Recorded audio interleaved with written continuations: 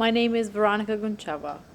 Well, I grew up in a city on the Black Sea coast called Varna in a little Eastern European country called Bulgaria.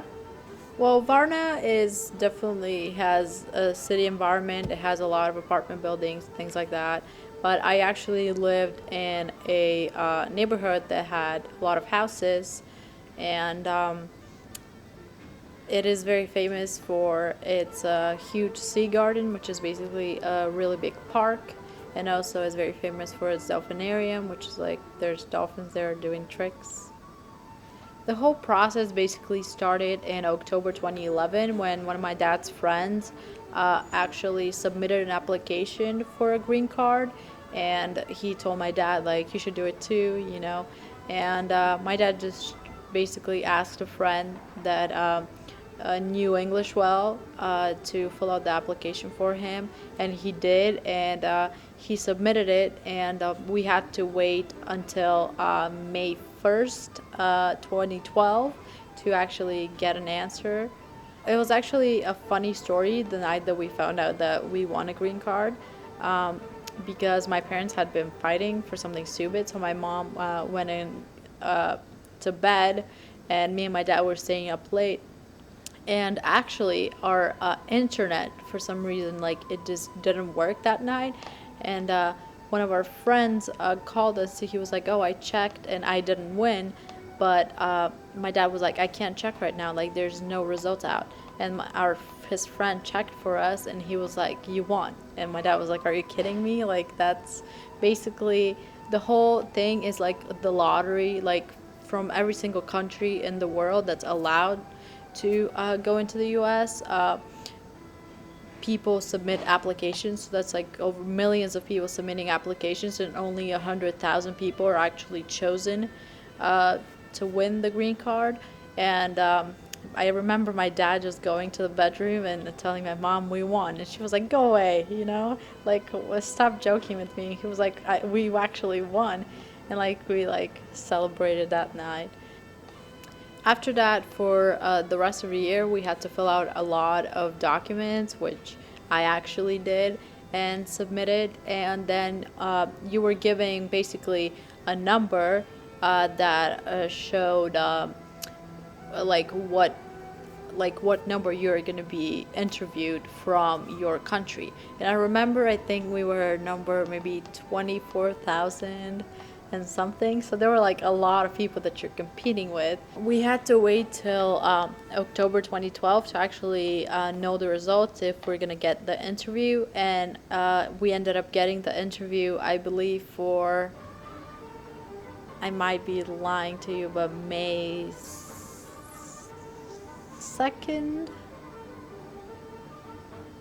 And we went to the interview. We had to go to the capital of our country, which is Sofia, on the other side of the country, and we had to go to the U.S. embassy, and you talk to the ambassador, and you talk to like a bunch of people that are like the major ones there for the green card, and you pay a lot of money. Although like it's non-refundable, which is funny, even if they don't accept you. And when you go to the interview, they're basically in like a 1 month if you actually will be given the choice to go to the U.S. And like from all of these 100,000 people that win, only about 50,000 actually get the opportunity to go, because it's really hard to like basically let that many people in at the same time. So we went through the interview, and after that, when we knew that we won, we had to leave the country in the next 6 months, or we would lose our green card. So basically what happened was my dad left maybe on June 29th, and then me and my mom and my sister, we left on September 8th is when we actually first stepped in the US. The US is a lot different than what you see in the movies, since when I first came to the US, I moved to West Palm Beach, Florida, which is a very, it's very organized and everything's like clean looking, like it's like a resort or something like that. And like the rest of the US doesn't really look as clean and nice. So it kind of gives you like a, not a fake necessarily, but like a very different like experience of being in the US. But I definitely thought that everything was a lot more luxurious, especially the first time I went to Miami Beach. I thought like in the movies, South Beach was always like so nice, like the buildings were so like new when I went. Like it's nice, like there's definitely a lot of things there, but like also like the buildings were, most of the buildings were pretty old, and it wasn't like as fun as it looked in the movies as I've seen. So, being where I'm from, which is a very little country in Eastern Europe, it's a big dream for most people to actually go to the US because, you know, like you watch in the movies, it's like very nice, like very luxurious, all the stars live there. And I feel like I said, I've always kind of wanted to move there because it is known as the land filled with the most opportunities that you can get.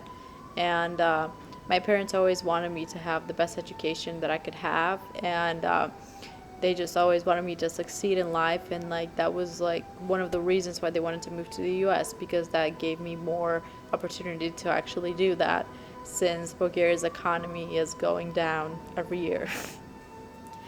As an immigrant, the election is definitely more concerning. Although I'm not an illegal immigrant, it definitely is concerning that Donald Trump wants to make a lot of people leave this country when they are actually not doing any harm to it. Uh, I think that the immigration policies are hard as it is, since it took my family about 2, 3 years to actually get the permission to enter the US.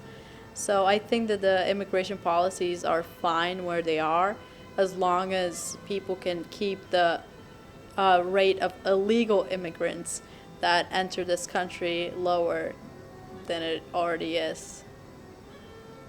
В момента снимаме документация за моя живот и как се преместих в Америка. И сме в Чикаго и всичко е много шумно. И това е.